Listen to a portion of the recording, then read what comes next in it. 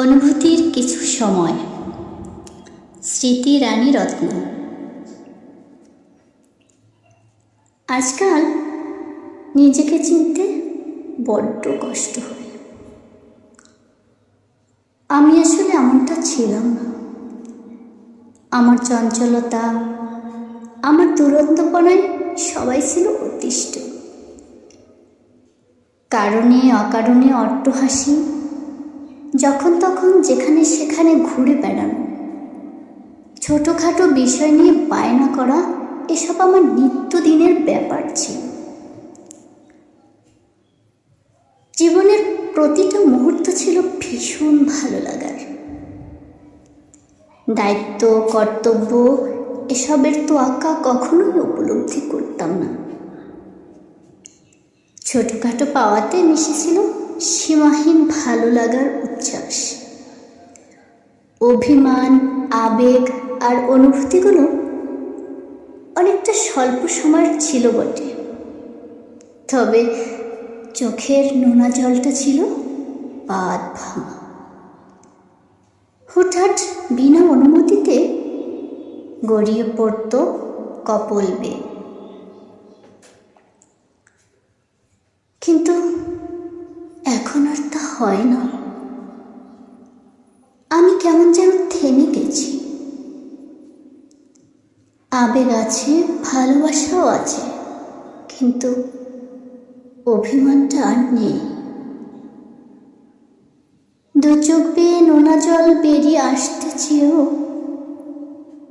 কোনো এক উৎকণ্ঠায় বন্ধ হয়ে নিমিষেই চোখ দুটো ঝাপসা হয়ে যায়।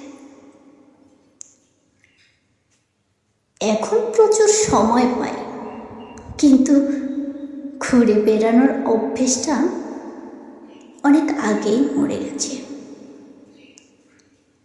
এখনো হাসি, তবে প্রয়োজনে। কিন্তু প্রাণখোলা উচ্ছলতাটা বোধহয় মলিন হয়ে গেছে। এখন চাওয়ার থেকে অনেক বেশি পাই, তবে সুখানুভূতিটা খুব একটা নেই। কারোর সাথে মিশতে এখন আর ভালো লাগে না, কারণ একাকিত্ব আমাকে পূর্ণ গ্রাস করেছে।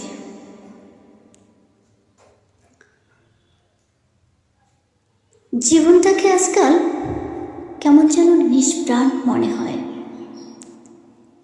মনে হয় কোনো মতে এটাকে অতিবাহিত করতে পারলে আমি মুক্ত। অনেকে বলে দুঃখের পরে সুখের দিন আসে। আসলে সুখের দিন বলে আমার মনে হয় কোনো দিন নেই। মানব জীবনটাই দুঃখ আর সংগ্রামে পরিপূর্ণ। তারপরেও আজ এই জায়গাতে এসে কেন যেন মনে হচ্ছে অতীতের দিনগুলো বেশ ভালো ছিল।